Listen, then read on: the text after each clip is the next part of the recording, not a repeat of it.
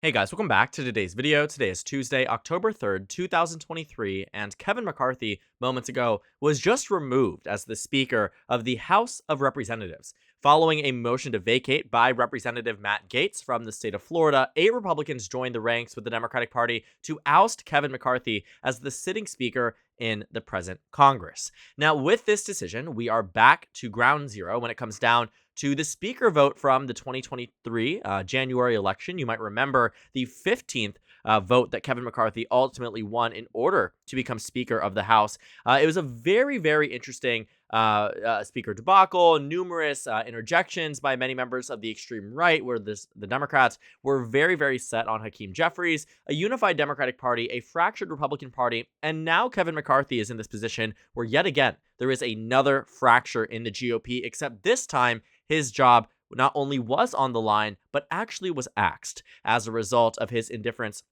to working with Democrats and appeasing those members on the right wing. And even yesterday, Kevin McCarthy, in a very interesting manner, had tweeted out, "Bring it on," when it comes down to Matt Gaetz. This was in direct reference to Matt Gaetz and many Republicans who said, "Hey, Kevin McCarthy, we're going to remove you as Speaker of the House of Representatives." And he says, "Bring it on." And so they did. And so they won. You can see the tweets here rapidly changing in real time because everyone's revisiting this tweet and they're realizing that at this point in time, this was not a display of confidence, but rather him actually digging his own grave. I mean, I think what the message was sent to the top Republicans was that he doesn't care enough to work with them in order to appease them, to not be removed as House Speaker. And if you're wondering, why are Democrats not voting with Kevin McCarthy? Well, number one, let's think about it objectively. It doesn't make sense for them to do so. The reason for the 4 vacancies are because of external factors that have impacted many of these House Democrats to not be there. For instance, Nancy Pelosi did not vote in this vote to remove McCarthy. She's in San Francisco. She was escorting Dianne Feinstein's body back to San Francisco. Mary Peltola recently, unfortunately, lost her husband in a plane crash, so she's not on the House floor being able to vote. So some Democrats are out. There's a reason it's 2A, not 212, but it doesn't matter. Right? 8 Republicans joined the ranks with Democrats here, 216 to 210. And all of the Democrats said, you know what, Kevin McCarthy, maybe if you work with us, we can find a way to keep your speakership. And he said, absolutely not. He said, I will not work with Democrats. And if I lose my job because of it, so be it.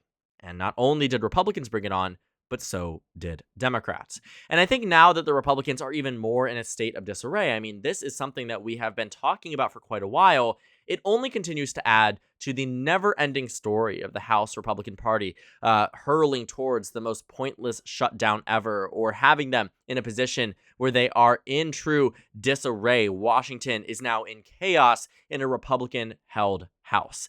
The PR, the optics here are not good for the GOP, and considering they're already underperforming their 2022 numbers when it comes down to the national generic ballot, with the narrowest Republican House majority we have seen in the past 50 years, tells us that the Republican Party is not exactly in a good position to be being perceived as unable to legislate, unable to govern, and unable to serve as they were duly elected. Now, the 2022 midterms were also early indicators that the American public isn't fully on board with a House Republican majority. I think seeing 222 to 213, which in many ways was an indicator back in 2020 that a House flip was imminent. Looking at the 2024 elections, like I said, there are numerous people here who I think are going to be facing significant primary challengers, but on top of that, facing significant general election challengers, people who will have to go back to their home districts and say, we almost entered into a government shutdown. We removed Kevin McCarthy after we confirmed him after 15 votes for Speaker of the House.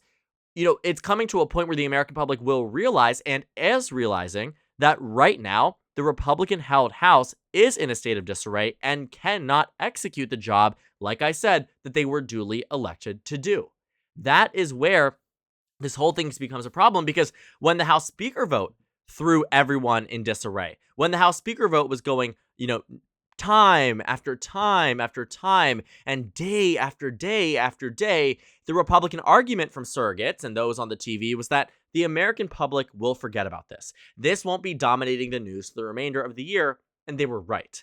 But when the media starts to pick up not only this story, but then a story about potentially Kevin McCarthy being removed over the summer, and then it dies down, and then a government shutdown that's about to occur where Democrats got on top of it with messaging, blamed it on the GOP. Now the public in polling blames the Republican Party, narrowly avoiding the shutdown, with another one looming 42 days down the line, and then now Kevin McCarthy is ousted as Speaker of the House of Representatives. It is time after time, headline after headline, that is proving the point the Democrats are going to argue that the GOP is in this state where they cannot govern. They cannot be elected again, and they should not be. And voters, I do believe, will react positively to that. I do think they will react favorably enough to say, you know what, you're right, I'm not going to vote for the Republicans in the next election. And I don't have to show you again how close it was in the last one, but I do think this matters as well, because Republicans that were viewed as extreme or do-nothing representatives, ones that only were there to stir controversy, look no further than Colorado's 3rd Congressional District, where Lauren Boebert won by just 0.2%. Out of over 250,000 votes cast in this district, Lauren Boebert won by just a 600 vote margin against practically a no-name Democrat. Why does this matter? Well, when you look back at other elections in the past, you will see that Lauren Boebert was fine. In fact, better off in a more competitive district. In her old district, she would have lost this seat. Under the boundaries of her old district and how they voted in 2022, she unequivocally would have lost her seat. And the reason why I also point this out is because this is a Trump double-digit district. This is not some Democrat +7 district where Lauren Boebert is a popular incumbent and Democrats came close and will crack it in 24 with Joe Biden on the ballot. This is a Trump district, right? Which means that at the baseline, it leans conservative. And Lauren Boebert, as many other House Republicans were expected to do, was expected to outperform Donald Trump. But in nearly every single instance, they underperformed, and specifically in this 3rd district, a double-digit Republican district, she underperformed because she is perceived in her home district as too extreme to represent Colorado's 3rd. Even her Republican primary opponent ran against her, lost. You don't typically beat incumbents in House primaries, endorsed the Democrat because they believed that it would be worth getting her out one term and winning it back with somebody more moderate. This time around, she's running again, but she's still employing the same type of strategy. Now, she's not caught up in this McCarthy debacle as much as she was caught up in the Speaker vote. She's not as closely associated with it, though some members of her party are still aligned together in the House Freedom Caucus in the way they present themselves. But it is a testament to say that voters sometimes, and in many instances, pay attention to what is happening in Washington, D.C. if their representatives are making names for themselves. If their representatives are in this position where they're being perceived as not doing anything, stirring controversy, voting to remove candidates that they shouldn't. I mean, that's what's going to happen here with the GOP, that voters are going to say all this drama, government shutdown, House Speaker drama, ousting incumbents, crazy, crazy history being made on the House floor, just not in a good way. And now they're going to make the pitch in 24 and say, look at all of the progress we've gotten done. And even in the statements that Kevin McCarthy that Matt Gaetz made against Kevin McCarthy and against the national GOP is only adding fuel to the fire, only adding ammunition that Democrats can use in their ground game, in their strategy, even in their advertisements. When Matt Gaetz first spoke and said, look at all these failed promises, we can't trust Kevin McCarthy, I imagine the DCCC will use that and play that in numerous swing states and say, hey, take a look at this guy who's on your side. Why should you vote for the McCarthy-endorsed GOP candidate? Why should you even vote at all? Why wouldn't you vote for someone else? And even then, it's never a good look for a member of a party to bash their party so heavily and say, in the year you've been Speaker, you've done absolutely nothing. It is only going to contribute to an electoral benefit for Democrats, and we have already started to see it as the public has shifted away from the GOP, even so slightly, from 2022. And even in 2022, I think some Democrats might even want to reflect those results again in 24 with their victories in Arizona, 5 points, with their victory in Georgia, 3 points, with their victory in Pennsylvania, 5 points, with their victory in New Hampshire, 7 points, their victories across these battleground states, win after win after win after win, and they see it happening. And even though Republicans won the national popular vote by 2 points, Democrats might be happy to see a 2022 rematch. And I think it doesn't help that Republicans have less to run on than they ran on before, right? With Biden as president, with the Democratic-controlled Senate, they aren't getting anything done, and all this is theatrics. It is vote after vote after vote that the media is picking up on, that Republican voters are picking up on, and there's a strong chance that they will not award Republicans down the ballot, and it only again contributes to this story that has been told endlessly by Democrats, by the media, around the Republican Party's controversies. Because Kevin McCarthy isn't the only one who is serving as the center focus of these political controversies. Think about the questions surrounding Donald Trump's political trial. Think about the questions surrounding the infighting amongst the GOP primary debates. Think about the drama surrounding Robert Kennedy Jr. and his potential independent bid that could actually hinder the GOP in the upcoming presidential election. There are numerous factors that build this conception of the Republican Party as a party that is in a consistent state of disarray, that can't win elections, that can't keep their people in office, that can't try to defraud elections. It is point after point after point that Republicans are handing Democrats for the 24 election, and I think Democrats, given their track record in 2022, will use it effectively, and I think Republicans should be terrified. I think as we continue to move on and on and on, as Democrats start to build out this campaign, build out the ground game, build out on the offensive against Donald Trump, against these Republicans, their numbers will only continue to improve. Their impact will only continue to get larger. And looking at the general election in 2024, if we are in for a rematch, it is about displacing the trust that has been put in the opposition party. It is about taking even some voters that might have voted for Trump twice and saying, look at how incompetent the party has been. Because that's what Republicans are trying to do. They're trying to paint Democrats as the do-nothing Democrats, right? That's the terminology that they use, that they've been in Congress now, and what has passed? Well, Democrats, quite frankly, have a lot more to run on than Republicans do.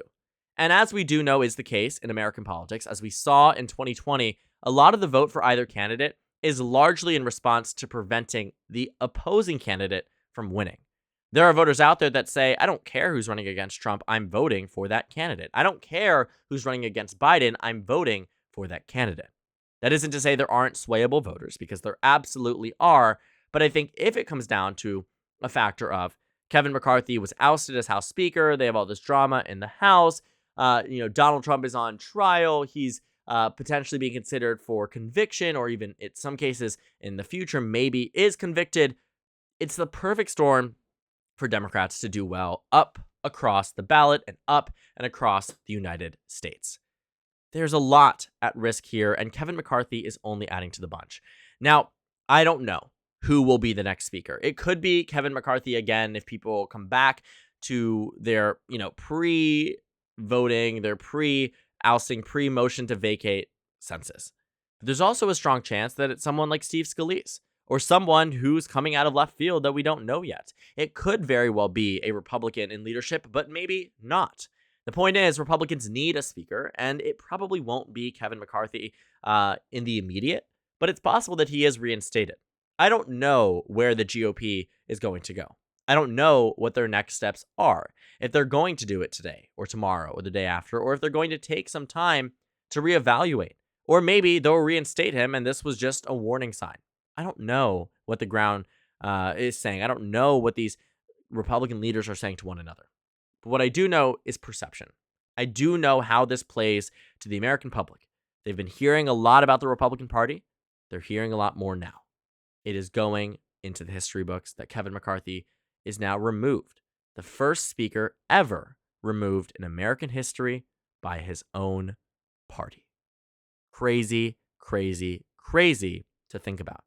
It's something that I think maybe we could have predicted, but for this, over a vote on the government shutdown, also goes to show that the Republican Party is still not beyond pushing extremist values, not beyond pushing for the right-wing agenda that they believe is the correct one, and one that they believe Kevin McCarthy simply does not adapt and does not adhere to their concerns, which will be a main issue of Kevin McCarthy ever wants to become House Speaker again.